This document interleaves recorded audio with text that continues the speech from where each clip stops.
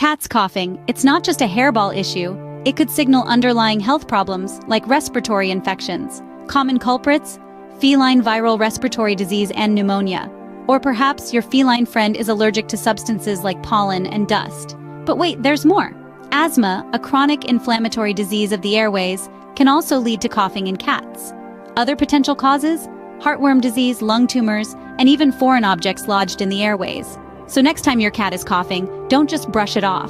Proper diagnosis and treatment by a veterinarian are essential.